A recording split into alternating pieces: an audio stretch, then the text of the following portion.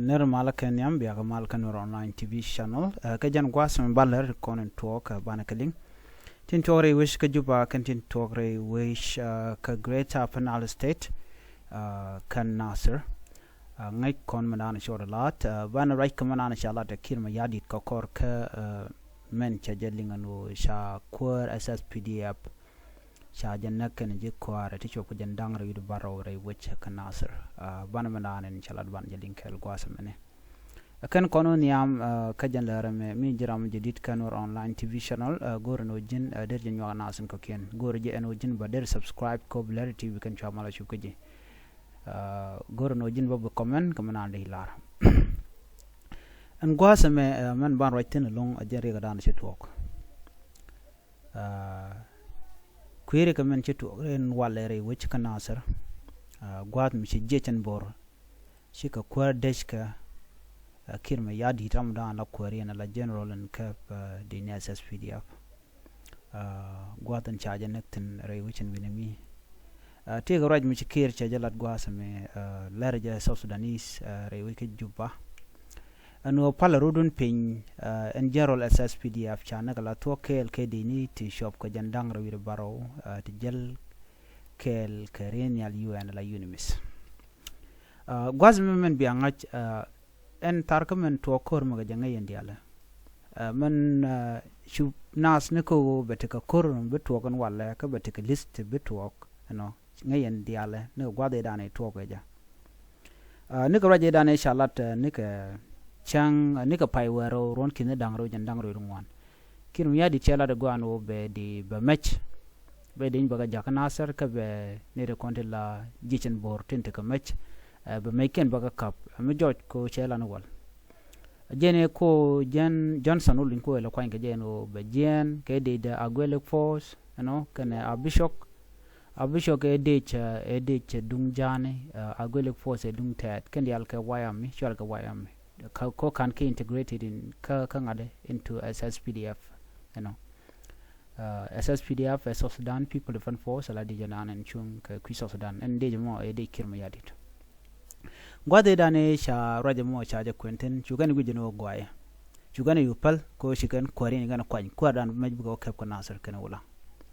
me chigana guj kangai kana no wala ko la to ko ne shang me sha lat jiwch me chikana lar kir ni ken yam ni ka tugde cha ke jogono ne chine je jame ala de du SSPD avantere which ka nasar chine gor jina no unified force atiak no no mi tek tek long de kwar shular no baje no telemede gagnon telemede kornon duno kirma yadit ko jen shedier katin kontin jengno reka chol yang ni japin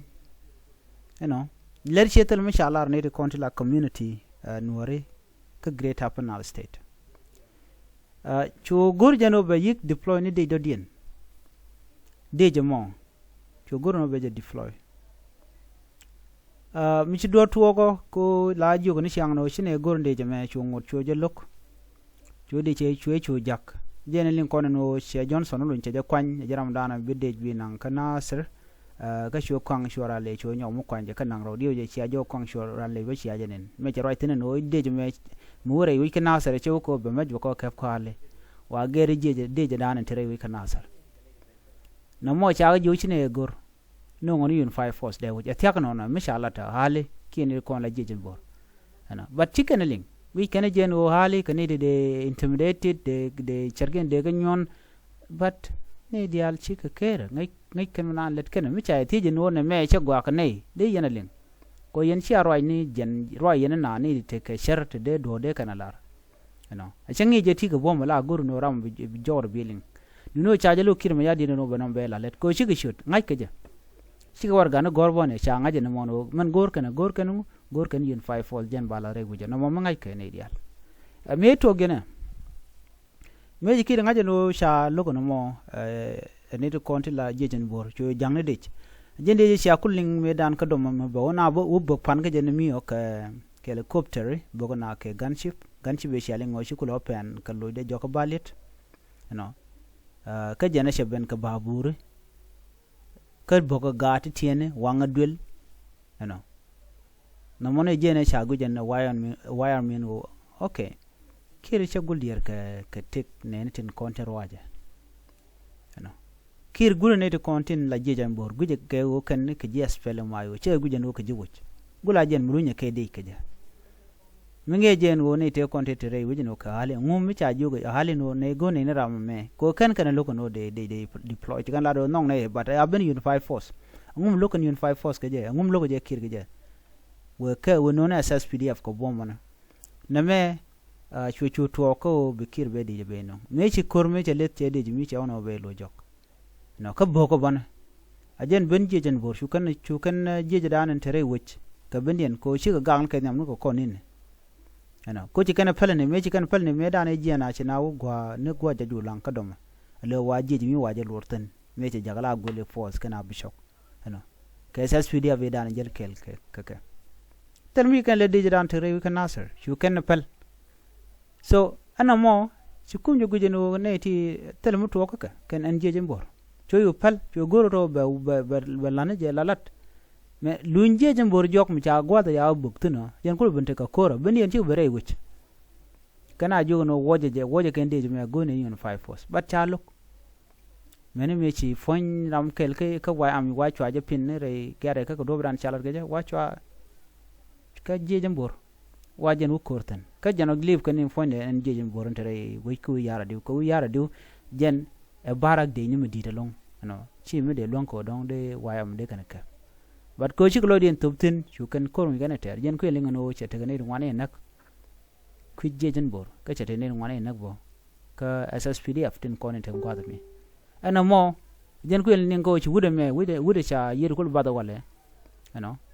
anu che ka ngode me na gat no era la ngene no re so no mo chigani gunje okay ramme me mi le mi choro lot ngono baje bat bane ajen ko leno me chi ko rai kana chi na ling no ba wude me ba ji ba kwet ba nang re ki juba cho let chi che go bat kan ka ling ke jejen bor ko jejen bor ngore jet lo dien ajen ko ling wala no ka mi chi re nyale nyuro no nang ke wude me ka kan ko re ling to wala chu kan na re nyala dana be kana chu bok ajen dana ngue no chere ko chu kan barka mach ko wana ngaje ko bom ka jen an re nyal ba te ke din de ten ajen ne yena mon wo shuda me ci yere ye jen ta jenne kene dini ka tijen dangro baro ko ken men ku yelen ngwas mi ne dial ko na ronya li ngoda men wo mal beje medre go tel mal men de ko la ri jenem gor jeno wirun bete chunga ko sos dan tel mal yaten je chen bor chicken chunkel ka SSPDF chicken chunkel ka o ken kene tila halen ken bas so na me jena na go de nya yekel we do not show ngon ko yenten ani biata kamal ban je umra den bye bye